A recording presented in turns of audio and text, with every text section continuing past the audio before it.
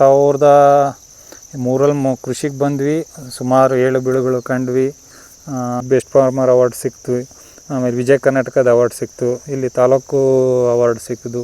ಮತ್ತು ಫಾರಮ್ನವ್ರು ಒಂದು ಕೊಟ್ಟರು. ಮತ್ತು NBA ಅನ್ನೋದೊಂದು ಅವಾರ್ಡ್ ಕೊಟ್ಟರು. ಮತ್ತು ಡೆಲ್ಲಿನಲ್ಲಿ ಮಿಲೇನಿಯರ್ ಅವಾರ್ಡ್ ತಗೊಂಡ್ವಿ 2 ಸಲ ತಗೊಂಡ್ವಿ. ಅದೊಂದು ಹಿಂಗೆ ಸುಮಾರು ಪ್ರಶಸ್ತಿಗಳು ಸಿಕ್ತು. ನಮ್ಮದು ಇದು ಟೋಟಲ್ ಇದು 9 ಎಕರೆ ಜಾಗ ಇದೆ. 9 ಎಕರೆಯಲ್ಲಿ ಒಂದು 400 ಗಿಡ ತೆಂಗಿಡಿದೆ. ಒಂದು 700ರಿಂದ 800 ಅಡಿಕೆ ಇದೆ. ಸಪ್ರೇಟ್ ಅಡಿಕೆನೇ ಇದೆ 1.5 ಎಕರೆನಲ್ಲಿ. ಮತ್ತು ತೆಂಗಿನ ಮಧ್ಯದಲ್ಲಿ ನಾವು ಸುಮಾರು ಒಂದು 30ರಿಂದ 40 ಥರ ಹಣ್ಣಿನ ಗಿಡಗಳು. ಈಗ ಪಪ್ಪಾಯಿ ಒಂದು 2ರಿಂದ 3 ವರ್ಷಕ್ಕೆ ಹೋಗಿಬಿಡುತ್ತೆ ನೋಡಿ. ಅದ್ರ ಬುಡದಲ್ಲಿ ಬೇರೆ ಹಣ್ಣಿನ ಗಿಡಗಳು ಈ ಥರ ಸೀತಾಫಲ, ರಾಮಫಲ, ಮತ್ತು CB ಗಿಡಗಳು, ಮತ್ತು ನೋನಿ, ನೆಲ್ಲಿ, ನೇರಳೆ ಗಿಡಗಳು, ಸಪೋಟ. ನಮಸ್ಕಾರ, ನನ್ನ ಹೆಸರು ಯೋಗಾನಂದ್ ಅಂತೇಳಿ, ತಟ್ಸೂರು, ತಿಪ್ಟೂರು ತಾಲೂಕು, ತುಮಕೂರು ಜಿಲ್ಲೆ. ನಾವು ಸುಮಾರು 2003ರಿಂದ ಕೃಷಿಗೆ ಬಂದ್ವಿ. ಅಲ್ಲಿಂದ ಸ್ಟಾರ್ಟ್ ಮಾಡಿದ್ವಿ. ಸ್ಟಾರ್ಟಿಂಗ್ ಒಂದು ಸ್ವಲ್ಪ ನಾವು ಹೊರಗಡೆ ಓದ್ಕೊಂಡಿದ್ವಿ. ಏನೋ ಕಾರಣಾಂತರದಿಂದ ಕೃಷಿಗೆ ಬರಬೇಕಾಯ್ತು. ಆನಂತರ ಕೃಷಿಗೆ ಬಂದು ಸ್ವಲ್ಪ ದಿವಸ, ಕೆಲವು ದಿನಲ್ಲ ವರ್ಷಗಟ್ಟಲೆ ಭಾಳಷ್ಟು ಒಂದು ಸ್ವಲ್ಪ ಬೇಜಾರಾಯಿತು. ಯಾಕೆಂದರೆ ನಾವು ಇದ್ರ ಬಗ್ಗೆ ಏನೂ ಗೊತ್ತಿರಲಿಲ್ಲ ಮೊದಲು. ಆಮೇಲೆ ಇದರಿಂದ ಆದಾಯದ್ದು ಮೂಲ ಜಾಸ್ತಿ ಇರಲಿಲ್ಲ. ಹಾಗಾಗಿ ಭಾಳಷ್ಟು ಸ್ವಲ್ಪ ಕಷ್ಟ ಅನ್ನಿಸ್ತು. ನಾವು ಬೇರೆ ಕಡೆ ಏನಕ್ಕಾದ್ರೆ ಜಾಬ್ಗೆ ಹೋಗಿದ್ರು ಆಯ್ತಲ್ಲ ಅನ್ನಿಸ್ತು. ನಂತರ ಸ್ವಲ್ಪ ಕೃಷಿನಲ್ಲಿ ಹೊಸದಾಗಿ ಏನಾರು ಮಾಡಬೇಕು ಅಂತೇಳಿ ಸ್ಟಾರ್ಟ್ ಮಾಡ್ಕೊಂಡ್ವಿ. ಸುಮಾರು ಈಗೊಂದು 4-5 ವರ್ಷದಿಂದ ಈಚೆಗೆ ಸ್ವಲ್ಪ ಕೃಷಿ ವಿಜ್ಞಾನ ಕೇಂದ್ರ ಕೊನೆಹಳ್ಳಿ ಅಂತ ಇದೆ, ಮತ್ತು ಈ ಕೃಷಿ ಇಲಾಖೆ ಇರ್ಬೋದು, ತೋಟಗಾರಿಕೆ ಇಲಾಖೆ ಅವ್ರ ಒಂದು ಸ್ವಲ್ಪ ಸಂಪರ್ಕದಲ್ಲಿ ಸ್ವಲ್ಪ ಹೊರಗಡೆ ಎಲ್ಲ ಸುತ್ತಾಡಿ ನೋಡಿದ್ವಿ ಕೆಲವೊಂದು ತೋಟಗಳು. ಅಂದರೆ ಬರೀ ನಾವು ತೆಂಗು ಅಡಿಕೆಗೆ ಸೀಮಿತವಾಗಿದ್ವಿ, ಬರೀ ಅವೆರಡಕ್ಕೆ. ಅಂದರೆ ಈಗ ತೆಂಗು ಒಂದು ಸಲ ರೇಟ್ ಕಡಿಮೆ ಆಗೋದು, ಜಾಸ್ತಿ ಆಗೋದು, ಮತ್ತು ಅಡಿಕೆನೂ ಅಷ್ಟೇ. ಈ ಮಧ್ಯ ಮಳೆ ಹೋದಾಗ ನೀರಿಲ್ದಂಗೆ ಆಗಿಬಿಡ್ತು. ಆಗ ಭಾಳಷ್ಟು ತೊಂದರೆನೂ ಅನುಭವಿಸ್ಬೇಕಾಯ್ತು. ಆನಂತರ ಸಮಗ್ರ ಕೃಷಿ ಮಾಡ್ಕೊಂಡು ನಾವು ಭಾಳಷ್ಟು ಆದಾಯ ಮಾಡ್ಬೋದು ಅನ್ನೋದೊಂದು ಕಾನ್ಸೆಪ್ಟ್ನ ಹೊರಗಡೆ ನೋಡಿದ್ವಿ. ಆ ಟೈಮಲ್ಲಿ ನಾವು ಕೆಲವೊಂದು ಈ ಹಣ್ಣಿನ ಗಿಡಗಳು ಪ್ರತಿಯೊಂದು ಎಲ್ಲನೂ, ಅಂದರೆ ಈಗ ಸುಮಾರು ಒಂದು 30-40 ಥರದ ಹಣ್ಣಿನ ಗಿಡಗಳು ಎಲ್ಲದು. ಅಂದರೆ ನುಗ್ಗೆ, ಪಪ್ಪಾಯಿ, ಬಾಳೆ, ಮತ್ತು ಬಟರ್ ಫ್ರೂಟ್ ಇರ್ಬೋದು, ನೋನಿ, ಮತ್ತು ವಾಟರ್ ಆ್ಯಪಲ್ಲು, ನೆಲ್ಲಿ, ನೇರಳೆ, ಈ ಥರದ್ದು ಭಾಳಷ್ಟು ಹಣ್ಣಿನ ಗಿಡಗಳು ಎಲ್ಲ ಮಾಡ್ಕೊಂಡ್ವಿ. ಅದು ಪಪ್ಪಾಯ ಸ್ಟಾರ್ಟಿಂಗಿಗೆ ಬೇಗ ಬೆಳೆ ಬರುತ್ತೆ. ಅವೆಲ್ಲ ಅಂದರೆ ನಾವು ಯಾವುದೇ ಒಂದು ಇನ್ಕಮ್ ಬರ್ಬೇಕಂತ ನಾವು ಅದನ್ನು ಡಿವೈಡ್ ಮಾಡ್ಕೊಂಡು, ಅಂದರೆ ಈಗ ನಮ್ಮ ಡೈಲಿ ಯೂಸಿಗೆ ಖರ್ಚು ಬೇಕು, ವೀಕ್ಲಿ ಬರಬೇಕು, ಮಂತ್ಲಿ ಬೇಕು, 6 ತಿಂಗಳು, ವರ್ಷ, ಈ ಥರ. ಅಂದರೆ ಎಲ್ಲದರಲ್ಲೂ ಇನ್ಕಮ್ ಬರೋ ಥರ ಮಾಡ್ಕೊಂಡು ಹೋದರೆ, ಈಗ ಹಾಲು ಹಸುಗಳು ಕಟ್ಕೊಂಡ್ರೆ ಹಾಲಲ್ಲಿ ಬರ್ತಾಯಿರುತ್ತೆ, ಡೈಲಿ ಇನ್ಕಮ್ ನೋಡ್ತಾರೆ. ಈ ಥರ ಮಾಡ್ಕೊಂಡು ಹೋದಾಗ ನಾವೊಂದು ಪ್ಲ್ಯಾನಿಂಗಲ್ಲಿ ಕೃಷಿ ಮಾಡಬೇಕು. ಕೃಷಿಲಿ ಹೊಸ್ದಾಗಿ ಬರೋರಿಗೆ ನನ್ನ ಒಂದು ಸಜೆಷನ್ ಏನಪ್ಪ ಅಂದರೆ, ಹಿಂದೆ ನಾವು ಒಳ್ಳೆಯ ಆಹಾರಕ್ಕಾಗಿ ಕೃಷಿ ಮಾಡ್ತಾಯಿದ್ರು, ಆನಂತರ ಆರೋಗ್ಯಕ್ಕೆ ಕೃಷಿ ಮಾಡ್ತಾಯಿದ್ರು. ಈಗ ಆದಾಯಕ್ಕಾಗಿ ಕೃಷಿ ಅಂತ ಹೇಳಿ ಎಲ್ಲ ಆದಾಯದಿಂದ ಹೋಗ್ತಾಯಿದ್ದೀವಿ. ಆಹಾರನೋ ಜಾಸ್ತಿ ಬರ್ತಿದೆ, ಆದರೆ ಒಳ್ಳೆ ಆರೋಗ್ಯ ಸಿಗ್ತಾಯಿಲ್ಲ, ಒಳ್ಳೆ ಆಹಾರ ಸಿಗ್ತಾಯಿಲ್ಲ. ಯಾಕೆಂದರೆ ಆದಾಯ ಬರ್ತಾಯಿದೆ, ಆಹಾರನೂ ಸಿಗ್ತಾಯಿದೆ, ಆರೋಗ್ಯ ಇಲ್ಲ. ಅದರಿಂದ ನಾನು ಕೃಷಿ ಮಾಡೋರಿಗೆ ಒಂದು ಸಲಹೆ ನನ್ನ ಕಡೆಯಿಂದ ಏನಪ್ಪ ಅಂದರೆ, ನಾವು ಹೆಚ್ಚು ಉತ್ಪಾದನೆ ಮಾಡೋದಕ್ಕಿಂತ ಒಳ್ಳೆಯದು ಬೆಳಿಬೇಕು ಅನ್ನೋದು ನನ್ನ ಸಲಹೆ. ಈಗ ಜಾಸ್ತಿ ನಾವು ಫರ್ಟಿಲೈಸರ್ ಎಲ್ಲ ಯೂಸ್ ಮಾಡಿ ಜಾಸ್ತಿ ಬೆಳೆದು ಅಂತ ಬೇರೆಯವ್ರಿಗೆ ತೋರಿಸ್ಕೊಳೋದಕ್ಕಿಂತ ನಾವು ಕಡಿಮೆ ಫರ್ಟಿಲೈಸರ್ ಯೂಸ್ ಮಾಡ್ದಲೇ ಬೆಳೆಯೋವಂಥ ಬೆಳೆ ಭಾಳಷ್ಟು ಬೆಳಿಬೋದು. ಸ್ವಲ್ಪ ತಾಳ್ಮೆ ಬೇಕಷ್ಟೇ. ಅದರಿಂದ ಈಗ ಎಲ್ಲವಕ್ಕೂ ಕೆಮಿಕಲ್ ಹಾಕ್ತಾರೆ. ಈಗ ನಾವು ಉದಾಹರಣೆಗೆ ದಾಳಿಂಬೆ ನಾನು ನೋಡಿದ ಮಟ್ಟಿಗೆ ಅದನ್ನು ಗಿಡ ಹಾಕಿದಿಂದ ಹಿಡಿದು ಹಣ್ಣು ಕಿತ್ತ ಮೇಲೂ ಸಹಿತ ಅದಕ್ಕೆ ಔಷಧಿನ ಸ್ಪ್ರೇ ಮಾಡ್ತಾರೆ, ಅದು ಕಲರ್ ಕಾಳಲಿಂತ. ಅದನ್ನು ನಾವು ತಿಂತೀವಿ. ಅದು ಆರೋಗ್ಯ ದೃಷ್ಟಿಯಲ್ಲಿ ಅದಂತಲ್ಲ. ಈಗ ಟೊಮೊಟೊ ಇರ್ಬೋದು, ಈ ಟೊಮೊಟೊಗೂ ಅಷ್ಟೇ, ಅದನ್ನು ಗಿಡ ಹಾಕ್ತಿಂದ ಹಿಡಿದು ಹಣ್ಣು ಕೀಳೋವರೆಗೂ ಔಷಧಿ ಹೊಡಿತಾ ಇರ್ತೀವಿ. ನೆಕ್ಸ್ಟು ನಾವು ಕಾಳುಗಳ ಬಗ್ಗೆ ಒಂದು ಸ್ವಲ್ಪ ಹೇಳೋಕ್ಕೆ ಇಷ್ಟಪಡ್ತೀನಿ. ಯಾಕೆಂದ್ರೆ ನಾವು ಲಾಸ್ಟ್ ಟೈಮು CFTRI ಅಂತ ಮೈಸೂರಿಗೆ ಹೋಗಿದ್ವಿ. ಈ ಕಾಳುಗಳು ನಾವು ಪ್ರತಿಯೊಂದು ಕಾಳು ಬೆಳಿತೀವಿ. ಅವರೆಕಾಳು ಇರ್ಬೋದು, ಹೆಸರು ಕಾಳು, ಉದ್ದಿನ ಕಾಳು, ಈ ಥರದ್ದು ಕಾಳುಗಳೆಲ್ಲ ಬೆಳಿತೀವಿ. ಅದನ್ನು ನಾವು ಹಿಂದೆ ಏನಪ್ಪ ಅಂತಂದರೆ ಅವಕ್ಕೇನು ಗೊಬ್ಬರ ಹಾಕ್ತಿರ್ಲಿಲ್ಲ. ಅಂದರೆ ದನಿಗೆ ಗೊಬ್ಬರ ಹಾಕೊಂಡ್ಬಿಟ್ರೆ ಇನ್ನೇನು ಆಗ್ತಿರ್ಲಿಲ್ಲ. ಹೊಲಗಳಲ್ಲಿ ಬೆಳಿತಿದ್ವಿ. ಅದೇ ನೈಟ್ರೋಜನ್ ಭಾಳಷ್ಟು ಸಿಗ್ತಿತ್ತು, ಎಲೆಗಳೆಲ್ಲ ಉದುರೋದು. ಆ ಕಾಳುಗಳನ್ನು ಹೀಗೆ ಮಾಡ್ತಾಯಿದ್ವಿ. ಆ ಕಾಳು ಬಿತ್ತಬೇಕಾದ್ರೂ ಗೊಬ್ಬರ ಹಾಕ್ತೀವಿ, ಕಿತ್ಕೊಂಬರ್ತೀವಿ, ಅದನ್ನು ಮತ್ತೆ ಔಷಧಿ ಹೊಡಿತೀವಿ. ಮತ್ತು ಅದಕ್ಕೆ ಕಾಳೆಲ್ಲ ಬಂದಮೇಲೆ ಅದನ್ನು ಇಡೋಕ್ಕೆ ಅಂತೇಳಿ ಮಾತ್ರೆಗಳೆಲ್ಲ ಹಾಕಿಡ್ತೀವಿ. ನಿಜವೂ ಅದು ಭಾಳಷ್ಟು ಡೇಂಜರ್ ಅಂತೆ. ಆ ಮಾತ್ರೆಗಳಿಂದಲೇ ಸುಮಾರು ಈ ಚರ್ಮ ಕಾಯಿಲೆಗಳಿರ್ಬೋದು, ಕ್ಯಾನ್ಸರ್ ಅಂತ ದೊಡ್ಡ ಕಾಯಿಲೆಗಳೆಲ್ಲ ಬರ್ತಾಯಿದೆ. ಏಕೆಂದರೆ ನಾವು ಒಂದು 20 ರೂಪಾಯಿ 3 ಮಾತ್ರೆ ಕೊಡ್ತಾರೆ. ಅದು ಆ 3 ಮಾತ್ರೆ ಒಂದು ಮಾತ್ರೆ ಸುಮಾರು 50ರಿಂದ 60 kg ಚೀಲಕ್ಕೆ ಒಂದು ಮಾತ್ರೆ ಹಾಕಿಡ್ಬೋದಂತೆ. ನಾವೇನು ಮಾಡ್ತೀವಿ, 3 ಮಾತ್ರೆ ತಂದುಬಿಟ್ಟಿರ್ತೀವಿ, 12 ವೇಸ್ಟ್ ಆಗುತ್ತೆ ಅಂದ್ಬಿಟ್ಟು 3 ಹಾಕಿಡ್ತಾಯಿದೆ. ಆ ಹುಳ ಅದರೊಳಗಡೆ ಇರ್ತಕ್ಕಂಥ ಹುಳ ಆ 3 ಮಾತ್ರೆ ತಿಂದು ಅದ್ರ ಇಮ್ಯುನಿಟಿ ಪವರ್ ಜಾಸ್ತಿ ಆಗಿಬಿಟ್ಟೈತೆ ಅಂತ. ಈಗ ಹುಳ ಸಾಯೋದೇ ಇಲ್ಲ, ಆ ಕಾಳುಗಳು ತಿಂದು ಅದರೊಳಗಡೆ ಓಲೆಗೆ ಈ ಪೌಡ್ರ್ ತುಂಬಿಡುತ್ತಂತೆ ಹುಳ. ಅಷ್ಟು ಆ ಕಾಳು ನಾವು ತಿಂತಾಯಿದ್ದೀವಿ. ಇದು ಎಷ್ಟು ನೋಡಿ, ಇಂಡೈರೆಕ್ಟಾಗಿ ನಾವು ಯಾವ ಥರ ವಿಷ ತಿಂತಾಯಿದ್ದೀವಿ. ಈಗ ಪ್ರತಿಯೊಂದು ಯಾರನ್ನಾರ ಕೇಳಿ ಎಲ್ಲರಿಗೂ ಈಗ ಹಾರ್ಟ್ ಪ್ರಾಬ್ಲಮ್ ಇರ್ಬೋದು, ಕ್ಯಾನ್ಸರ್ ಅಂತ, ಆಮೇಲೆ ಗೆಡ್ಡೆಗಳು ಒಳಗಡೆ ಈ ಥರ ಬರೀ ಎಲ್ಲ ಈಗ ಬರೀ ಸಿಟಿ ಜನ ಅಂತಲ್ಲ, ಹಳ್ಳಿ ಜನಗಳಿಗೂ ಸಹಿತ ಭಾಳಷ್ಟು ಕಾಯಿಲೆಗಳು ಬರ್ತಾಯಿದೆ. ಈಗ ಸಮಗ್ರ ಕೃಷಿ ಮಾಡಿದರೆ ನಿಜವೂ ಲಾಭ. ಅಂದರೆ ಸಮಗ್ರ ಕೃಷಿ ಅಂತಂದು ನಾವು ಬೆಳೆದನ್ನೇ ಮಾರಾಟ ಮಾಡೋದಲ್ಲ, ಅದನ್ನ ಮೌಲ್ಯವರ್ಧನೆ ಮಾಡಿ ಮಾರಾಟ ಮಾಡಿ ನಿಜವೂ ಒಳ್ಳೆ ಲಾಭ ಮಾಡ್ಬೋದು. ಅದಕ್ಕೆ ಒಂದು ಎಕ್ಸಾಂಪಲ್ ಏನಪ್ಪ ಅಂತಂದರೆ, ಈಗ ಒಂದು ದೇಸಿ ಗೋತ್ಪನ್ನ ಪರಿವಾರ ಅಂತೇಳಿ ಒಂದು ಇದು ಮಾಡ್ಕೊಂಡ್ವಿ. ಈಗ ನಾಟಿ ಹಸು ಸಾಕೋದು ಬಿಟ್ಟರು ಜನ, ಏನಕ್ಕೆ ಅಂದರೆ ಹಾಲು ಕಡಿಮೆ ಕೊಡುತ್ತೆ ಅಂತ. ಅದು ಹಾಲಿಗೋಸ್ಕರನೇ ಅಲ್ಲ, ಅದರಿಂದ ಸಗಣಿ ಗಂಜಲದಿಂದಲೇ ಕೆಲವು ಉತ್ಪನ್ನಗಳನ್ನು ಮಾಡಿ ಅಷ್ಟೇ ಲಾಭ ಮಾಡ್ಬೋದು ಅನ್ನೋದೊಂದು ಕಾನ್ಸೆಪ್ಟ್ ಇಟ್ಕೊಂಡು ನಮ್ಮ ಸುಮನಾ ಮೇಡಮ್ ಅಂತೇಳಿ ಆಯುರ್ವೇದಿಕ್ ಡಾಕ್ಟ್ರು ಅವರು ನಾವೆಲ್ಲ ಸೇರ್ಕೊಂಡು ಒಂದು ದೇಸಿ ಗೋತ್ಪನ್ನ ಪರಿವಾರ ಅಂತೇಳಿ ಮಾಡ್ಕೊಂಡ್ವಿ. ಅದರಲ್ಲಿ ಈ ಹಾಲು ಮತ್ತು ಹಾಲಿನ ಉತ್ಪನ್ನಗಳು ಮತ್ತು ಈ ಹಸುವಿನ ಸಗಣಿ ಗಂಜಲದಿಂದ ಕೆಲವು ಉತ್ಪನ್ನಗಳು, ಕೆಲವು ಪ್ರಾಡಕ್ಟು ಮಾಡೋಕ್ಕೆ ಸ್ಟಾರ್ಟ್ ಮಾಡಿದ್ವಿ. ಅದರಲ್ಲಿ ದೀಪ, ಧೂಪ, ವಿಭೂತಿ, ಕೀಚೆನ್ಗಳು, ಗಣೇಶನ ವಿಗ್ರಹಗಳು ಮತ್ತು ಈ ಥರ ಸುಮಾರು ಒಂದು 10 ಐಟಮ್ಗಳು ನಾವು ಮಾಡೋಕ್ಕೆ ಸ್ಟಾರ್ಟ್ ಮಾಡಿದ್ವಿ.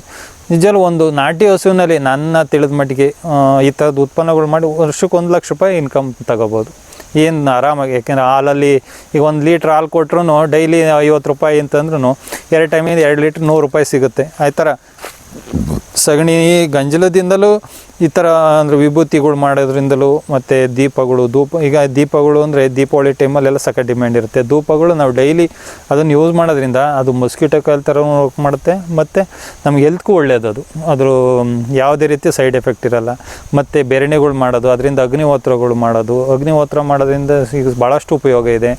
ಈಗ ಅದನ್ನು ಸಗಣಿಯನ್ನು ಸುಡೋದ್ರಿಂದ ಅದು ಹೊಗೆ ಬರುತ್ತಲ್ಲ, ಅದರಿಂದ ಆಕ್ಸಿಜನ್ನ ಪ್ಯೂರ್ ಮಾಡುತ್ತೆ. ಈ ಥರದ್ದು ಭಾಳಷ್ಟು ಬೆನಿಫಿಟ್ಸ್ ಇದೆ. ಅದೊಂದು ನಾವು ಮಾಡಿದ್ವಿ. ನಂತರ ಈಗ ರಾಗಿ ಬೆಳೀತಾ ಇದ್ವಿ. ರಾಗಿನಲ್ಲಿ ಈಗ ರಾಗಿ ಒಂದು 40ರಿಂದ 50 ರೂಪಾಯಿ kg ಇದೆ. ಅದು ಮೌಲ್ಯವರ್ಧನೆ ಮಾಡಿರಿ. ಈಗ ಅದರಲ್ಲಿ ರಾಗಿ ಉರಿ ಹಿಟ್ಟು, ರಾಗಿ ಹಪ್ಪಳ, ರಾಗಿ ನಿಪ್ಪಟ್ಟು, ರಾಗಿ ಲಡ್ಡು, ಈ ಥರ ಸುಮಾರು ಒಂದು 10 ಪ್ರಾಡಕ್ಟ್ ಮಾಡ್ಬೋದು ರಾಗಿನಲ್ಲಿ ನಮ್ಮ ತಿಳಿದಿರೋ ಮಟ್ಟಿಗೆ. ಅದರಲ್ಲಿ ನಾವು kg ಒಂದು 300-400 ರೂಪಾಯಿ ಈ ಥರ ನೋಡ್ಬೋದು ಒಂದು ಲಾಭನ. ಹಾಗಾಗಿ ನಾವು ಬೆಳೆದದ್ದನ್ನು ನಾವು ಮೌಲ್ಯವರ್ಧನೆ ಮಾಡಿದರೆ ನಿಜವೂ. ಈಗ ಅದು ನೆಕ್ಸ್ಟ್ ಅಂತಂದರೆ ಹಲಸು. ಈಗ ಹಲಸು ಸುಮಾರು ನಮ್ಮ ತುಮಕೂರು ಜಿಲ್ಲೆ ಭಾಳಷ್ಟು ವೆರೈಟಿ ಹಲಸಿದೆ ಅಂತೆ. ನಮಗೆ ಅಷ್ಟು ಗೊತ್ತಿಲ್ಲ. ಆದರೆ ನಾವು ಬೆಳೆದಿದ್ದ ಹಲಸನ್ನ ನಾವು ವರ್ಷ ಏನು ಮಾಡ್ತಿದ್ವಿ ಅಂದರೆ ಅಷ್ಟು ಕೊಳೆತು ಬಿದ್ದೋಗ್ತಿತ್ತು. ಇಲ್ಲ ಯಾರೋ ಬಂದು 50-100 ರೂಪಾಯಿ 200 ರೂಪಾಯಿ ಕೊಟ್ಟು ತಗೊಂಡೋಗ್ತಿದ್ರು. ಆದರೆ ಈಗ ನಾವು ಕಳೆದ ವರ್ಷ ಒಂದು ಕಾರ್ಯಕ್ರಮ ಮಾಡಿದ್ವಿ. KVK ಕೃಷಿ ವಿಜ್ಞಾನ ಕೇಂದ್ರ ಕೊನೆಹಳ್ಳಿಯವರು ಒಂದು ಹೈವೇನಲ್ಲಿ ಸ್ಟಾಲ್ ಹಾಕಿ ಕೊಟ್ಟರು. ಅಂದರೆ ಹಲಸನ್ನು ಮಾರಾಟ ನೇರವಾಗಿ ರೈತರಿಂದ ಮಾರಾಟ ಮಾಡೋಕ್ಕೆ ಅಂತೇಳಿ. ಅದಕ್ಕೆ ನಮ್ಮ ಅಡಿಕೆ ಪತ್ರಿಕೆ ಶ್ರೀಪಡ್ರಿಯವರು ನಮಗೆ ಇನ್ಸ್ಪಿರೇಷನ್ನು, ಮತ್ತು ಪದ್ಮರಾಜ್ ಅಂತೇಳಿ ಪ್ರಜಾವಾಣಿ ರಿಪೋರ್ಟ್ರು ಕೊರಟಗೆರೆಯವರು, ತೋವಿನಕೆರೆಯವರು, ಅವರು ಎಲ್ಲ ಸೇರಿ ನಮಗೆ ಒಂದು ಇದನ್ನು ಇನ್ಸ್ಪಿರೇಷನ್ ಕೊಟ್ಟರು. ನಾವು ಬಿದ್ರೆಗುಡಿ ಹತ್ರ ಹೈವೇನಲ್ಲಿ ಹಲಸನ್ನು ಇಟ್ಟು ಮಾರಾಟ ಮಾಡಿದ್ವಿ. ಹಣ್ಣನ್ನು ನಾವೇ ನೇರವಾಗಿ ಮಾರಾಟ ಮಾಡಿದ್ವಿ. ನಿಜವೂ ಸಾಕಷ್ಟು ನಾವು ಬರೀ ಮಾಡಿದ್ದು ಒಂದು ತಿಂಗಳಲ್ಲಿ 4 ದಿನ ಮಾಡಿದ್ವಿ. ಒಂದೊಂದು ದಿನ 3,000-4 ಸಾವಿರ ರೂಪಾಯಿ ವ್ಯಾಪಾರ ಆಯಿತು. ಮತ್ತು ಹಲಸನ್ನು ಅದರಲ್ಲಿ ಈ ರಸಾಯನ ಅಂತೇಳಿ, ಅಂದರೆ ಹಲಸಿನ ಜೊತೆಗೆ ಜೇನುತುಪ್ಪ, ಒಂದು ಸ್ವಲ್ಪ ಕಾಯಿ ತುರಿ ಹಾಕಿ ಮಾರಾಟ ಮಾಡಿದ್ವಿ. ಅದರಲ್ಲೂ ಒಳ್ಳೆ ಲಾಭ ಬಂತು. ಹೀಗೆ ನಾವು ಬೆಳೆದದನ್ನು ನಾವು ಯಾವುದೇ ಅಂದರೆ ಕೆಲವರು ಏನು ಮಾಡ್ತೀವಿ, ನಾವೇ ಹೋಗಿ ಮಾರಾಟ ಮಾಡೋದಂದ್ರೆ ಅಂಜಿಕೆ ಜಾಸ್ತಿ, ಒಂದು ಸ್ವಲ್ಪ ಪ್ರತಿಷ್ಠೆ ಮರ್ಯಾದೆ ಪ್ರಶ್ನೆ ಅಂತೀವಿ. ನಿಜವೂ ಅದನ್ನು ಬಿಟ್ಟು ರೈತ ಮಾಡಿದ್ದೇ ಆದರೆ ಒಳ್ಳೆ ಲಾಭ ಮಾಡ್ಬೋದು. ಅದರಿಂದ ನೆಕ್ಸ್ಟ್ ಬಂದು ನುಗ್ಗೆ ಬೆಳೆದಿದ್ದೀವಿ. ನುಗ್ಗೆ ಸೊಪ್ಪಲ್ಲಿ ಈಗ ಕೆಲವೊಂದು ಅಂದರೆ ನುಗ್ಗೆ ಸೊಪ್ಪಿನ ಚಟ್ನಿ ಪುಡಿ ಇರ್ಬೋದು, ನುಗ್ಗೆ ಸೊಪ್ಪಿನ ಕೋಡ್ಬಳೆ, ಈ ಥರದ್ದು ಮಾಡ್ತಾಯಿದ್ದೀವಿ. ಅದು ಒಳ್ಳೆ ಡಿಮ್ಯಾಂಡ್ ಇದೆ ಮತ್ತು ಭಾಳ ಹೆಲ್ತ್ ಬೆನಿಫಿಟ್ ಇದೆ ಅದರಲ್ಲಿ, ಅದು ಚೆನ್ನಾಗಿದೆ. ನೆಕ್ಸ್ಟು ಬಂದು ಪಪ್ಪಾಯ ಎಲ್ಲ ಇನ್ನೇನು ಹಿಂಗೆ ಮಾರ್ಕೆಟಿಗೆ ಕೊಡ್ತಾಯಿದ್ದೀವಿ ಪಪ್ಪಾಯದು. ಮತ್ತು ಏಲಕ್ಕಿ ಬೆಳೆದಿದ್ದೀವಿ. ಏಲಕ್ಕಿನೂ ಅಷ್ಟೇ ಈ ಸಲ ಬೆಳೆ ಬಂದಿದೆ ಏಲಕ್ಕಿನೂ. ಇದು SKP 14 ಅಂತೇಳಿ ಏಲಕ್ಕಿ ಸುಮಾರು 3 ವರ್ಷ ಇಲ್ಲ 2 ವರ್ಷ ಆಗಿರ್ಬೋದೇನಪ್ಪ. ಇವು ಲಾಸ್ಟ್ ಟೈಮು ಸ್ವಲ್ಪ ಬಿಟ್ಟಿತ್ತು, ಈ ವರ್ಷ ಚೆನ್ನಾಗಿ ಬಂದಿದೆ. ಅಂದರೆ ಇನ್ನೂ ಸ್ವಲ್ಪ ಶೇಡ್ ಬೇಕು, ನೆರಳು ಬೇಕು. ಈ ತೆಂಗಿನ ಮರದ ಮಧ್ಯೆ ಹಾಕಿದ್ದೀನಿ. ಸುಮಾರು ಒಂದು 25 ಗಿಡ ಹಾಕಿದ್ದೆ. ಈ ವರ್ಷ ಒಂದು 10 ಗಿಡ ಚೆನ್ನಾಗಿ ಬಿಟ್ಟಿದೆ. ಎಲ್ಲ ಮಧ್ಯದಲ್ಲೇ ಇದೆ, ತೆಂಗಿನ ಮಧ್ಯದಲ್ಲಿ. ಸ್ವಲ್ಪ ಸಿಕ್ಕಿದೆ, ಒಂದೊಂದು 200 ಗ್ರಾಮು 300 ಗ್ರಾಮ್ನಷ್ಟು ಒಂದೊಂದು ಗಿಡದಲ್ಲಿ ಸಿಕ್ಕಿದೆ. ಚೆನ್ನಾಗಿ ಬಂದಿದೆ. ಇದು ಇನ್ನಿದೆ SKP 14 ಅಂತೇಳಿ ಇದು ವೆರೈಟಿ. ನೆಕ್ಸ್ಟು ಬಾಳೆ ಇದೆ. ಇದು ಏಲಕ್ಕಿ ಬಾಳೆ ನಾವು ಇದು ಟಿಶ್ಯೂ ಕಲ್ಚರ್ನೇ ತಂದು ಹಾಕಿದ್ವಿ. ಇದು ಅಷ್ಟೇ, ಇವೆಲ್ಲ ಕಟಾವು ಆಗಿದ್ದು ಒಂದೊಂದು. ಈಗ ಬಾಳೆ ನಾವು ಕಳೆದ ವರ್ಷ ಒಳ್ಳೆಯ ರೇಟ್ ಇತ್ತು, ಸುಮಾರು 70 ರೂಪಾಯಿ 80 ರೂಪಾಯಿ ರೇಟ್ ಇತ್ತು ನೋಡಿ. ಈ ವರ್ಷ ಈಗ 25-30 ರೂಪಾಯಿ ಇದೆ. ಅದರಿಂದ ಈ ಟೈಮಲ್ಲಿ ನಾವು ಇದನ್ನು ವ್ಯಾಲ್ಯೂ ಅಡಿಷನ್ ಮಾಡೋದೇನೆಂದರೆ ಬಾಳೆಕಾಯಿ ಪೌಡ್ರ್ ಅಂತೇಳಿ, ಬಾಕಾವು ಅಂತ ಹೆಂಗೆ ಕರಿತೀವಿ, ಈಗ ಕೇರಳ ಮಂಗಳೂರು ಸೈಡೆಲ್ಲ ಸಾಕಷ್ಟು ಯೂಸ್ ಮಾಡ್ತಾರೆ ಇದನ್ನು ಬಾಕಾವು ಅಂತೇಳಿ. ಈಗ ಅದನ್ನು ನಾವು ಮಾಡ್ಕೊಂಡು ನಾವು ಸುಮಾರು ಒಂದು 3 ತಿಂಗಳು 4 ತಿಂಗಳವರೆಗೂ ಸ್ಟೋರ್ ಮಾಡ್ಬೋದು ಪೌಡ್ರನ್ನ. ಅದನ್ನು ಕಾಯಿನೇ ಸಿಪ್ಪೆ ತೆಗೆದುಬಿಟ್ಟು ಅದನ್ನು ಸ್ಲೈಸ್ ಥರ ಮಾಡ್ಕೊಂಡು ಅದನ್ನು ಒಂದು 1/4 ಗಂಟೆ ನಿಂಬೆ ಹಣ್ಣು ಹುಳಿನಲ್ಲಿ ನೆನೆಸಿಟ್ಟು ಅದನ್ನು ನೆರಳಲ್ಲಿ ಒಣಗಿಸಿ ಮಿಕ್ಸಿಲಿ ಪೌಡ್ರ್ ಮಾಡ್ಕೊಂಡು ಅದನ್ನು ನಾವು ಎಲ್ಲ ಫುಡ್ಡು, ಈಗ ಮುದ್ದೆ, ರೊಟ್ಟಿ, ಚಪಾತಿ, ಉಪ್ಪಿಟ್ಟು ಈ ಥರದಕ್ಕೆ ಒಂದು 10% ಆ್ಯಡ್ ಮಾಡ್ಕೊಳ್ಳೋದು. ನಾವು ಯಾವುದೇ ಈಗ 1 kg ಹಿಟ್ಟು ತಗೊಂಡು ಒಂದು 100 ಗ್ರಾಮು ಬಾಳೆಕಾಯಿ ಪೌಡ್ರನ್ನ ಆ್ಯಡ್ ಮಾಡ್ಕೊಂಡು ಯೂಸ್ ಮಾಡ್ಬೋದು. ಅದರಲ್ಲಿ ಇಲ್ಲಿ ಪ್ರೋಟೀನ್ ಇರುತ್ತೆ, ಒಂದು ನಾರಿನಾಂಶ ಜಾಸ್ತಿ ಇರುತ್ತೆ. ಮತ್ತು ಈಗ ಕೆಲವು ಈಗ BP ಶುಗರ್ ಇಂಥವ್ರು ಹಣ್ಣು ತಿನ್ನಂಗಿರಲ್ಲ ಅಂತಾರೆ. ಇದನ್ನು ಪೌಡ್ರನ್ನ ಯೂಸ್ ಮಾಡ್ಕೊಳ್ಳೋದ್ರಿಂದ ಯಾವುದೇ ರೀತಿ ಸೈಡ್ ಎಫೆಕ್ಟ್ ಇಲ್ಲ, ಚೆನ್ನಾಗಿರುತ್ತೆ ಒಂದು. ಮತ್ತು ನಾವು ಹಣ್ಣನ್ನು ಈಗ 1 ವಾರ ಇಡ್ಬೋದು, ಇಲ್ಲ ಒಂದು 15 ದಿನ ಇಡ್ಬೋದು. ಅದು ಜಾಸ್ತಿ ದಿನ ಇಡೋಕ್ಕೆ ಬರೋಲ್ಲ. ಇದನ್ನು ನಾವು ಜಾಸ್ತಿ ದಿನ ಇಟ್ಟು ನಾವು ಯೂಸ್ ಮಾಡ್ಬೋದು. ಇದು ಒಂದು ಚೆನ್ನಾಗಿದೆ, ಮಾಡ್ಕೊಬೋದು ಬಾಳೆ. ಅದು ಬಿಟ್ಟರೆ ವ್ಯಾಲ್ಯೂ ಅಡಿಷನ್ ಅಂದರೆ ಈಗ ತೆಂಗು, ನಮ್ಮಲ್ಲಿ ಮೇಯ್ನು ತೆಂಗಿದೆ. ತೆಂಗು ಈಗ ಕೊಬ್ಬರಿ, ನಾವು ಎಲ್ಲ ಕೊಬ್ಬರಿನೇ ಮಾಡ್ತೀವಿ ಜಾಸ್ತಿ. ಮತ್ತು ಅದ್ರ ಜೊತೆಗೆ ಕೊಬ್ಬರಿ ಜೊತೆ ನಾವು ಈಗ ಇದರಲ್ಲಿ ಎಣ್ಣೆ ತೆಗೆದು ಕೊಬ್ಬರಿ ಎಣ್ಣೆನ ಮಾರಾಟ ಮಾಡ್ತಾಯಿದ್ವಿ. ಮತ್ತು ಕೆಲವೊಂದು ಮಿಠಾಯಿಗಳು, ಈ ಕಾಯಿ ಮಿಠಾಯಿ, ಅದರಲ್ಲಿ ಬೆಲ್ಲದ್ದು ಸಕ್ಕರೆದು 2 ಥರ ಮಾಡ್ತಾಯಿದ್ವಿ. ಅದು ಈಗ ಕೆಲವು ಕಡೆ ಎಲ್ಲ ಈಗ KVK ಕಡೆಯಿಂದ ನಮಗೆ ಸ್ಟಾಲ್ ಕೊಡ್ತಾರೆ, ಅಲ್ಲಿ ಮಾರಾಟ ಮಾಡ್ತಾಯಿದ್ದೀವಿ ಅದೊಂದು. ಮತ್ತು ಅಡಿಕೆ ಎಣ್ಣೆ ನಾವು ಅದರಲ್ಲಿ ಏನು ವ್ಯಾಲ್ಯೂ ಅಡಿಷನ್ ಮಾಡ್ತಾಯಿಲ್ಲ ಅಡಿಕೆಯಲ್ಲಿ ಮಾಮೂಲಿ. ಮತ್ತು ಈಗ ಅರಣ್ಯ ಕೃಷಿ ಮಾಡಿದ್ವಿ. ಅರಣ್ಯ ಕೃಷಿ ಇವತ್ತಿನ ಇದ್ರಲ್ಲಿ ಭಾಳ ಇಂಪಾರ್ಟೆಂಟ್. ಏನಕ್ಕೆ ಅಂತಂದರೆ ಈಗ ಟೆಂಪ್ರೇಚರು ಒಂದೇ ಸಮಕ್ಕಿರಲ್ಲ. ಈ ದಿನಕ್ಕೆ ಈ ಅದ್ರ ತಾಪಮಾನ ಜಾಸ್ತಿ ಆಗ್ತಾಯಿದೆ ಪ್ರಕೃತಿನಲ್ಲಿ. ಅದರಿಂದ ನಾವು ಅರಣ್ಯ ಕೃಷಿ ಏನಕ್ಕೆ ಮೇನ್ ಏನಕ್ಕಪ್ಪ ಅಂದರೆ ನೀರಿಂದು ಸೋರ್ಸ್, ಅಂದರೆ ಮಳೆ ಒಂದು ಆಕರ್ಷಣೆ ಆಗುತ್ತೆ ಅನ್ನೋದೊಂದು. ಮತ್ತು ತೋಟದಲ್ಲೇ ಸುತ್ತ ನಾವು ಮಧ್ಯದಲ್ಲಿ ಅಲ್ಲಲ್ಲೇ ನಾವು ಕಾಡು ಮರಗಳ ಬೆಳೆಸೋದ್ರಿಂದ ತೋಟಕ್ಕೆ ಒಂದು ಸ್ವಲ್ಪ ಬಿಸಿಲಿನ ಇದು ಕಡಿಮೆ ಆಗುತ್ತೆ. ಮತ್ತು ಭೂಮಿಗೆ ಅದು ಬೇರುಗಳು ಆಳ ಹೋಗೋದ್ರಿಂದ ಬಿದ್ದ ಮಳೆ ನೀರನ್ನು ಎಳ್ಕೊಳತ್ತೆ. ಮತ್ತು ಇನ್ನೊಂದು ಇದು ಗಿಡದಲ್ಲಿ ಬೀಳ್ತಕ್ಕಂಥ ಎಲೆಗಳು ಭೂಮಿಗೆ ಗೊಬ್ಬರ ಆಗಿ ಸಿಗುತ್ತೆ. ಮತ್ತು ನೆಲ ಹಾರ್ದಂಗೆ ಒದಿಕೆ ಥರನೂ ಇರುತ್ತೆ. ಅದರಿಂದ ಅರಣ್ಯ ಕೃಷಿ ಮಾಡಬೇಕು. ಮತ್ತು ಒಂದು ಅರಣ್ಯ ಕೃಷಿ, ಈಗ ಅರಣ್ಯ ಗಿಡಗಳು ಇರೋದ್ರಿಂದ ಏನಪ್ಪ, ನಾವು ವರ್ಷ ಇನ್ಸೂರೆನ್ಸ್ ಇದ್ದಂಗೆ. ನಾವು ಪ್ರತಿ ವರ್ಷ ಇನ್ಸೂರೆನ್ಸ್ ಹೆಂಗೆ ಕಟ್ತೀವೋ ಹಂಗೆ ಅದು ನಾವು ಒಂದು ಸಲ ಹಾಕಿ ಬಿಟ್ಬಿಟ್ರೆ ಇನ್ನು ಅದಕ್ಕೆ ಯಾವುದೇ ರೀತಿ ಮಣ್ಣು, ನೀರು, ಗೊಬ್ಬರ ಏನೂ ಬೇಕಿರಲ್ಲ. ಅದು ಸ್ಟಾರ್ಟಿಂಗ್ 1 ವರ್ಷ 2 ವರ್ಷ ನಾವು ಮೇಂಟೈನ್ ಮಾಡ್ಕೊಂಡು ಸಾಕು. ಇನ್ನು ಅದ್ರ ಪಾಡಿಗೆ ಅದು ಬೆಳೀತಾ ಹೋಗ್ತಾ ಇರುತ್ತೆ. ಸುಮಾರು ಒಂದು 15-20 ವರ್ಷಕ್ಕೆ ನಾವು ಕಟಾವು ಬರುತ್ತೆ. ಆ ಮರ ನಾವು ಹೇಳಲ್ಲ, ಇನ್ಸೂರೆನ್ಸ್ ಕಟ್ತಂಗೆ ವರ್ಷ ಇನ್ಸೂರೆನ್ಸ್ ಕಟ್ಟಿ ಯಾವ ಥರ ರಿನ್ಯೂವಲ್ ಮಾಡ್ಕೊಂಬರ್ತೀವಲ್ಲ ಆ ಥರ ಅದು ದುಡ್ಡು ನಮಗೆ ಒಂದೇ ಸಲ ದುಡ್ಡು ಸಿಗುತ್ತೆ. ನೆಕ್ಸ್ಟ್ ನಾವು ಅದು ಕಡ್ದು ಮಾರಾಟ ಮಾಡೋದು ಬೇರೆ ಇನ್ನೊಂದು ಗಿಡ ಹಾಕಂತಾರೆ. ಅದರಿಂದ ಖರ್ಚಿಲ್ದಲೇ ಅದು ಬೆಳೀತಾ ಇರ್ತಾರೆ ಅರಣ್ಯ ಕೃಷಿ. ಮತ್ತು ಪ್ರಕೃತಿ ಒಳ್ಳೆ ಗಾಳಿ ಸಿಗ್ತಾ ಇರುತ್ತೆ. ನಿಜವಾಗ್ಲೂ ಕಳೆದ ವರ್ಷ ನನ್ನ ಅನುಭವದ ಪ್ರಕಾರ ಸಾಕಷ್ಟು ಬೇಸಿಗೆನಲ್ಲಿ ಎಲ್ಲ ಕಡೆ ಬಿಸಿಲು, ಅಷ್ಟು ಬಿಸಿಲು ಅಂತ ಹೇಳ್ತಿದ್ರು. ನಮ್ಮ ತೋಟಕ್ಕೆ ಬಂದರೆ ಅಷ್ಟು ಬಿಸಿಲು ಇರ್ತಿರಲಿಲ್ಲ. ಯಾಕೆಂದರೆ ಮರಗಳು ಭಾಳಷ್ಟು ಮರಗಳಿದೆ, ಸುಮಾರು ಒಂದು 300-400 ಅರಣ್ಯ ಗಿಡಗಳಿದ್ದಾವೆ. ನಾವು ತೋಟದೊಳಗೆ ಬಂದರೆ ಬೇಸಿಗೆನಲ್ಲೂ ಅಷ್ಟು ತಂಪಾಗಿರ್ತಿತ್ತು, ಭೂಮಿನೂ ಅಷ್ಟೇ. ಅಷ್ಟು ಬಿಸಿಲಿನ ಒಂದು ಇದು ಕಾಣಲೇ ಇಲ್ಲ ನಮಗೆ. ಅದರಿಂದ ಎಲ್ಲರಿಗೂ ಹೇಳೋದಿಷ್ಟೇ, ನಿಮ್ಮ ತೋಟದಲ್ಲಿ ಎಲ್ಲ ಥರ ಬೇಡ, ಅಟ್ಲೀಸ್ಟ್ ನೀವು ಮಧ್ಯೆ ಕೆಲವೊಂದು ಅರಣ್ಯ ಗಿಡಗಳನ್ನು ಬೆಳೆಸಿ. ನಿಮಗೆ ನಿಜವೂ ಒಳ್ಳೆಯದ, ಭೂಮಿಗೆ ಒಳ್ಳೆ ಗೊಬ್ಬರ ಸಿಗುತ್ತೆ, ಪ್ರಕೃತಿಲಿ ಒಳ್ಳೆ ಗಾಳಿ ಸಿಗುತ್ತೆ. ಮನೆಗೆ ಅಂದ್ಬಿಟ್ಟು ಜೀನೈನು ಪಚ್ಚಬಾಳೆ ಹಾಕ್ಕೊಂಡಿದ್ವಿ. ಭಾಳಷ್ಟು ಟೇಸ್ಟ್ ಇದೆ ಹಣ್ಣನ್ನು. ಸುಮಾರು ಹೊಸಲಿ ಒಂದು ಗೊನೆ ಇತ್ತು ಇದರಲ್ಲಿ, ಈ ಕಡೆ ಇದ್ರಲ್ಲಿ ಕಡ್ದಿದ್ದು ಒಂದು 35 kg ಬಂದಿತ್ತಿದು. ಒಂದು ಚಿಪ್ಪು 6 kg ಇತ್ತು. ಒಂದೊಂದು ಹಣ್ಣು 1/4 kg ಬಂದಿದ್ದು, 250 ಗ್ರಾಮ್ ಒಂದೊಂದು ಹಣ್ಣಿದ್ದು. ಭಾಳ ಚೆನ್ನಾಗಿ ಬಂದಿತ್ತು. ಇದು ಅಷ್ಟೇ, ಇದು ಚಿಕ್ಕದಾಗಿದೆ, ಚೆನ್ನಾಗಿದೆ. ಮನೆಗೆ ಅಂತ ಹಾಕೊಂಡಿದ್ದೆ ಇದು. ಇನ್ನು ಏಲಕ್ಕಿ ಬಾಳೆ ಬಂದು ಒಂದು 300 ಇದೆ. ಅದು ಅದೇ ಪೌಡ್ರ್ ಮಾಡ್ತೀವಿ, ಹಣ್ಣನ್ನು ಕೊಡ್ತೀವಿ. ರೈಟ್ ಇದ್ದಾಗ ಹಣ್ಣನ್ನೇ ಕೊಡ್ತೀವಿ, ಇಲ್ಲ ಅಂದರೆ ಪೌಡ್ರ್ ಮಾಡಿ ಸ್ಟೋರ್ ಮಾಡ್ಕೊತೀವಿ. ಕೆಲವೊಂದು ಈ ಸ್ಟಾಲ್ಗೆಲ್ಲ ಹೋದಾಗ ಪೌಡ್ರು ಕೆಲವ್ರು ಮನೆಗೆ ಅಂದರೆ ಡೆಲಿವರಿ ಕೊಡ್ತಾಯಿದ್ದೀವಿ ಮನೆಗೆ. ಅದೊಂದಿದೆ. ಮತ್ತು ಇದರೊಳಗೆ ತೆಂಗಿನಿಗೆ ಕಾಳು ಮತ್ತು ಅಡಿಕೆಗೆ ಕಾಳು ಮೆಣಸು ಮಾಡಿದ್ವಿ, ಪೆಪ್ಪರ್ ಹಾಕಿದ್ವಿ. ಸುಮಾರು ಒಂದು 30 ನಿಂಬೆ ಗಿಡ ಇದ್ದಾವೆ. ಇವು ಮಾಮೂಲಿ ನಾಟಿ ನಿಂಬೆನೇ, ಯಾವುದೇನು ಕಸಿ ಇದೆಲ್ಲ, ಸಣ್ಣ ಚಿಕ್ಕ ಸಸಿನೇ ಹಾಕಿದ್ವಿ. ವರ್ಷ ಪೂರ್ತಿ ಸಿಗ್ತಾ ಇರ್ತಿದ್ರಲ್ಲಿ. ಯಾಕೆಂದರೆ ಜೇನಿಂದು ನಾವು ಇದ್ರ ಪಕ್ಕ ಇಟ್ಟಾಗ ಮುಂಚೆ ಕಾಯಿ ಆಗೋದು ಹೂ ಆಗೋದು ಬಿದ್ದೋಗ್ತಿತ್ತು.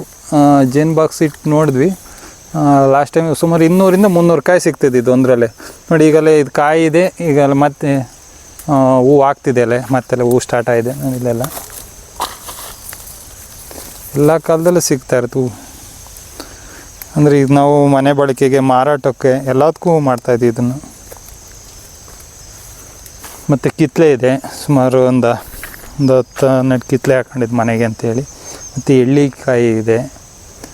ಅದು ಬಿಟ್ಟು ಉಳಿದವು ಹಣ್ಣಿನ ಗಿಡಗಳು ಎಲ್ಲ ಥರದ್ದು, ಅಂದರೆ ನೇರಳೆ, ನೆಲ್ಲಿ, ಸಪೋಟ ಹಾಕ್ಕೊಂಡಿದ್ದೀವಿ. ಮತ್ತು ಇದೊಂದು ಇದೆ ವಿಶೇಷ ಗಿಡ, ಇದು ಮಣಿ ಸರ ಮಾಡ್ಬೋದು ಇದರಲ್ಲಿ, ನ್ಯಾಚುರಲ್ ಮಣಿ. ನೋಡಿ ಇದು ಒಂದು 100 ಮಣಿ ಹಾಕೊಂಡು ಒಂದು ಸರ ಆಗುತ್ತೆ. ಇದನ್ನು ನೋಡಿ ಸೆಂಟ್ರ್ ಈ ಥರ ತೆಗೆದುಬಿಟ್ರೆ ಇದು ಓಲ್ ಇರುತ್ತೆ, ಈ ಓಲೊಳಗೆ ದಾರ ಏರಿಸ್ಕೊಂಡ್ಬಿಟ್ಟು ನಾವು ಇದನ್ನು ನ್ಯಾಚುರಲ್ ಮಣಿ, ಇದು ಕೋಳಗೆ ಹಾಕೋಣ ಅಂಥದ್ದು. ಗಿಡದ ಹೆಸರೇನ? ಗಿಡದ ಹೆಸರು ಅಂತ ನಮಗೆ ಕರೆಕ್ಟ್ ಹೆಸರು ಗೊತ್ತಿಲ್ಲ. ಹಿಂಗೆಲ್ಲ ಗಿಡ ತಂದಿದ್ವಿ, ಹಾಕಿದ್ವಿ, ಚೆನ್ನಾಗಿದೆ ಇದನ್ನು. ಮತ್ತು ಇಲ್ಲಿ ಮ್ಯಾಂಗೋ ಶುಂಠಿ ಅಂತೇಳಿ ಇದು ಒಣಗಿದೆ. ಇಲ್ಲಿ ಅದು ಒಣಗಿರೋದು ಮತ್ತೆ ಹಂಗೆ ಬೆಳ್ಕೊಳತ್ತಾ? ಇದೆ, ಚಿಗುರ್ತಾ ಇರುತ್ತೆ. ಇದು ಕೀಳ್ಬೇಕೀಗ. ಸೊ ಈ ಗಿಡ ಪೂರ್ತಿ ಹೋಗಿರೋದಲ್ಲ ಇದೆಲ್ಲ. ಈಗ ಸೀಸನ್ ಮುಗೀತಲ್ಲ, ಶುಂಠಿ ಇದ್ದಂಗೆ ಇದನ್ನು. ಇದು ಮ್ಯಾಂಗೋ ಶುಂಠಿ ಅಂತೇಳಿ. ಈ ಮಾಮೂಲಿ ಶುಂಠಿಗೂ ಈ ಶುಂಠಿಗೂ ಏನು ಡಿಫ್ರೆನ್ಸ್ ಅದು? ಅಂದರೆ ಇದು ಈಗ ಮಾವಿನಕಾಯಿ ಎಲ್ಲ ಸೀಸನಲ್ಲೂ ಸಿಗಲ್ಲ. ಚಿತ್ರಾನ್ನ ಮಾಡೋಕ್ಕೆ, ಉಪ್ಪಿನಕಾಯಿಗೆ ಎಲ್ಲದಕ್ಕೂ ಇದನ್ನೇ ನಾವು ಬಳಸ್ಕೊಬೋದು ಇಕ್ಕೊಂಡಂಗೆ. ಸೊ ಇದೇ ಗೆಡ್ಡೆ ತೆಗೆದು ಹಾಕಿದ್ರೆ ಹುಟ್ಟುತ್ತೆ. ಮತ್ತು ಅದೇ ಹೇಳೋದು, ಇದನ್ನೇ ಎಲ್ಲದಕ್ಕೂ ನಾವು ಚಿತ್ರಾನ್ನ ಮಾಡೋಕ್ಕಿರ್ಬೋದು, ಬೇರೆ ಉಪ್ಪಿನಕಾಯಿ ಎಲ್ಲದಕ್ಕೂ ಉಪ್ಪಿನಕಾಯಿ ಮಾಡ್ತೀವಿ ಅಂತ ನಮ್ಮ ಮನೇಲಿ. ಅದರದ್ದೇ ಅರಿಶಿನ ಎಷ್ಟಿದೆ ಅಣ್ಣ ಇದು? ಎಲ್ಲ ಥರ ಹಿಂಗೆ ಡ್ರಿಪ್ಪಿಂಗ್ ಗುಣಿ ಇದೆಯಲ್ಲ, ಈ ಡ್ರಿಪ್ ಮಾಡಿದ್ದೆಲ್ಲ ಡ್ರಿಪ್ಪಲ್ಲಿ ಇದು ಮಾಡ್ಕೊಂಡಿದ್ದೀವಿ. ನೋಡಿ ಈ ಥರ ಡ್ರಿಪ್ ಇದೆ. ಇದು ಜೆಟ್ ಹಾಕಿದ್ದೀವಿ. ಇದರಲ್ಲಿ ಜೆಟ್ಟು ಎಲ್ಲ ಕಡೆನೂ ಸುತ್ತ ಒಂದು 6 ಅಡಿ ಜೆಟ್ ಹೊಡಿತಾ ಇರುತ್ತೆ. ಇದು ನೀರು ಸ್ವಲ್ಪ ಕಡೆ ಎಲ್ಲ ಗಿಡಗಳು ಎಲ್ಲ ಥರ ಒಂದೊಂದು. ಈಗ ಈ ಕಡೆ ಅರಿಶಿನ ಇದೆ, ಆ ಕಡೆ ಮೆಣಸಿನ ಗಿಡ ಇದೆ, ನುಗ್ಗೆ ಗಿಡ ಇದೆ, ಈ ಕಡೆ ತುಳಸಿ ಇದೆ. ಸೊ ಈಗ ಸಮಗ್ರ ಕೃಷಿ ಅಂತ ಬಂದರೆ ಈಗ ಒಂದು ಜೆಟ್ ಹಾಕ್ಕೊಂಡು ಅದ್ರ ಸುತ್ತ ನಾವು ಎಲ್ಲ ಈ ತರಕಾರಿ ಗಿಡಗಳು 4-5 ಥರ ತರಕಾರಿ ಗಿಡ ಒಂದೇ ಗುಣಿನಲ್ಲಿ ಬೆಳ್ಕೊಬೋದು. ಇನ್ಲೈನ್ ಡ್ರಿಪ್ ಮಾಡಿದ್ದೆ ತೋಟಕ್ಕೆ.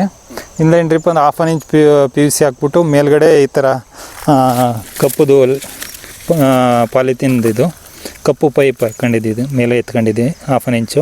ಯಾಕೆಂದರೆ ಇದು ತೆಂಗಿನ ಗರಿ ಬಿದ್ದರೆ, ಕಾಯಿ ಬಿದ್ದರೆ ಏನೂ ಆಗೋಲ್ಲ. ಇದು ಬೆಂಡ ನೋಡಿ ಈ ಥರ ಫೋಲ್ಡ್ ಆಗುತ್ತೆ, ಮತ್ತು ಆ ಥರ ಅದು ಸ್ಟ್ರೈಟ್ ಆಗುತ್ತೆ. ಇದಕ್ಕೆ ನಾವು ಡ್ರಿಪ್ಪರ್ನು ಹಾಕ್ಬೋದಾಯಿತು. ನಾವು ಜೆಟ್ ಹಾಕಿದ್ದೀನಿ, ಅಂದರೆ ಜೆಟ್ಟು ಸುತ್ತ ಒಂದು 6 ಅಡಿ ಹೊಡೆಯುತ್ತೆ. ಈಗ ನೋಡಿ ಸುತ್ತ ಈಗ ಇದು ಅರಿಶಿನ ಇದೆ, ಮೆಣಸಿನ ಗಿಡ ಇದೆ, ಇದು ನುಗ್ಗೆ ಗಿಡ ಇದೆ, ಈ ಕಡೆ ತುಳಸಿ ಇದೆ. ಈ ಥರ ಎಲ್ಲ ಥರದ್ದು ಸುತ್ತ 4-5 ವೆರೈಟಿ ಹಣ್ಣಿನ ಗಿಡಗಳು, ತರಕಾರಿ ಗಿಡಗಳು ಎಲ್ಲವನ್ನೂ ಬೆಳ್ಕೊಬೋದು ಒಂದೇ ಇದರಲ್ಲಿ, ಎಲ್ಲವೂ ಬರ್ತವೆ. ಸೊ ಇದೇ ಥರ ಸುಮಾರು ಕಡೆ ಮಾಡಿದ್ದೀರಲ್ವ? ಈಗ ಅಲ್ಲಿ ನೋಡಿ, ಇಲ್ಲಿ ಪಪ್ಪಾಯಿ ಇದೆ. ಪಪ್ಪಾಯಿ ನೋಡಿ, ಇಲ್ಲಿ ಕೆಳಗಡೆ ಕಾಡು ಕೊತ್ತಂಬರಿ ಅಂತೇಳಿ ಕರಿಬೇವಿದೆ. ಇದು ಕರಿಬೇವಿದೆ, ಇಲ್ಲಿ ಪಪ್ಪಾಯಿ ಇದೆ. ಇದು ಕಾಡು ಕೊತ್ತಂಬರಿ ಅಂತೇಳಿ, ಇದು ಹಾಗೆ ನ್ಯಾಚುರಲ್ಲಾಗೆ ಬೆಳೆಯುತ್ತೆ ಕೊತ್ತಂಬರಿ. ನಾವೇನು ಸಾಂಬಾರಿಗೆಲ್ಲ ಯೂಸ್ ಮಾಡ್ತೀವಲ್ಲ, ಇದೇ ಕೊತ್ತಂಬರಿ. ಇದು ಭಾಳ ಚೆನ್ನಾಗಿರುತ್ತೆ, ಸೇಮ್ ಕೊತ್ತಂಬರಿ ಟೇಸ್ಟ್. ಇದು ಮಲೆನಾಡಲ್ಲಿ ಜಾಸ್ತಿ ಬೆಳೀತಾರಂತೆ ಇದು. ಸೂಪರ್ ಟೇಸ್ಟ್ ಇದು. ಸೊ ಒಂದು ಇದರಲ್ಲಿ ಒಂದೇ ಸಲ ಕೊಡೋ ನೀರಲ್ಲಿ ಸುಮಾರು ಬೆಳೆಗಳು ಬೆಳ್ಕೊ. ಈಗ ಸುತ್ತ 6 ಅಡಿ ಜೆಟ್ ಹೊಡೆಯುತ್ತೆ. ನೋಡಿ ಈಗ ತೆಂಗಿನ ಮರಕ್ಕೆ ಕಾಳುಮೆಣಸು ಸಬ್ಸಿಡಿ ಈ ಥರ. ಇದು ಇನ್ನೂರು ಡ್ರಿಪ್ಪರ್ ಇದೆ ನೋಡಿ. ಇದು ಈ ಥರ ಈ ಡ್ರಿಪ್ಪರಲ್ಲಿ ಆ ಕಡೆ ಈ ಕಡೆ ಹೊಡೆಯುತ್ತೆ. ಈ ಥರ ಕಾಳುಮೆಣಸು ಅಂದರೆ ತೆಂಗಿನ ಗಿಡಕ್ಕೆ 2 ಮಾಡಿದ್ದೀವಿ, ಅಡಿಕೆ ಗಿಡಕ್ಕೆ ಎಲ್ಲ ಒಂದೊಂದು ಕಾಳುಮೆಣಸು ಹಾಕ್ಕೊಂಡಿದ್ವಿ. ಈಗ ತೆಂಗಿನ ಗಿಡಕ್ಕೆ ಮೆಣಸು ಹಾಕಿದ್ರೆ ಗರಿ ಬಿದ್ದು ಹಾಳಾಗುತ್ತೆ ಅಂತಾರಲ್ಲ, ಅದು ಏನಿಲ್ಲ. ಇದು ಮರಕ್ಕೆ ಹಂಗೆ ಅಂಟ್ಕೊಂಡಿರುತ್ತೆ. ಕೆಲವೊಂದು ಜಾರದಾಗ ಒಂದು ಸ್ವಲ್ಪ ಇದಾಗತ್ತೆ ಬಿಟ್ಟರೆ ಏನಂತ ಈಗ ಬಿದ್ದಿದ್ದಾವೆ ಹೋದ ವರ್ಷ ಎಲ್ಲ, ಏನಂತ ಏನು ಎಫೆಕ್ಟ್ ಆಗಿಲ್ಲ. ನೋಡೋಣ. ಚೆನ್ನಾಗಿ ಒಪ್ಕೊಂಡಿದೆ, ಎಲೆನೂ ಚೆನ್ನಾಗಿ ಹೊಣಿತಾ ಇದೆ. ಇದು ಪೊರ್ಕೆ ಗಿಡ, ಅಂದರೆ ಈ ಮಂಕಿ 355 ಅಂತ ಏನು ಕರಿತೀವಲ್ಲ ಆ ಥರದ್ದು ಪೊರ್ಕೆ ಇದು. ಇದು ಸುಮಾರು ಮನೆಗೆ ವರ್ಷ ಎಲ್ಲ ಆಗೋಷ್ಟು ನಮಗೆ ಇದರಲ್ಲೇ ಕಡ್ಡಿ ಸಿಗುತ್ತೆ. ಮತ್ತು ಇಲ್ಲೊಂದು ವಿಶೇಷತೆ ಏನಪ್ಪ ಅಂದರೆ, ಇದು ಬಳ್ಳಿ ಆಲೂಗೆಡ್ಡೆ ಅಂತ ಹೇಳಿ. ಆಲೂಗೆಡ್ಡೆ. ಹಾಂ ನೋಡಿ, ಇದು ಈ ಬಳ್ಳಿಲೇ ಬಿಟ್ಟಿದೆ ನೋಡಿ, ಇಲ್ಲೆಲ್ಲ ಪೂರ್ತಿ ಬಂದಿದೆ ನೋಡಿ ಇಲ್ಲೆಲ್ಲ. ಇಷ್ಟೊಂದು ದೊಡ್ಡ ಬಳ್ಳಿನೇ ಆಗೋಗಿದೆ. ಹಾಂ, ಅಲ್ಲ ಕಾಯಿ ಇದೆ ನೋಡಿ ಆಲೂಗೆಡ್ಡೆ. ಓ ಹೌದು ಹೌದು. ಇಲ್ಲೆಲ್ಲ ಪೂರ್ತಿ ಬಂದಿದೆ. ಇದು ಮಾಮೂಲಿ ಆಲೂಗೆಡ್ಡೆ ಥರ. ಹಾಂ, ಆಲೂಗೆಡ್ಡೆ ಅಂದರೆ ಮೆಡಿಸಿನಲ್ ವ್ಯಾಲ್ಯೂ ಜಾಸ್ತಿ ಇದೆ ಅಂತ ಇದು ಈ ಆಲೂಗೆಡ್ಡೆಗೆ. ಬಳ್ಳಿ ಆಲೂಗೆಡ್ಡೆ. ನೋಡಿ ಇಲ್ಲೆಲ್ಲ ಬಿಟ್ಟಿದೆ ಇದು. ಹೌದು. ಮರದ ಮೇಕೆ ಹೋಗ್ಬಿಟ್ಟಿದ್ದ, ಮರದಲ್ಲೇ ಇದ್ದಾವೆ ಎಲ್ಲ ಆಲೂಗೆಡ್ಡೆ ಎಲ್ಲ.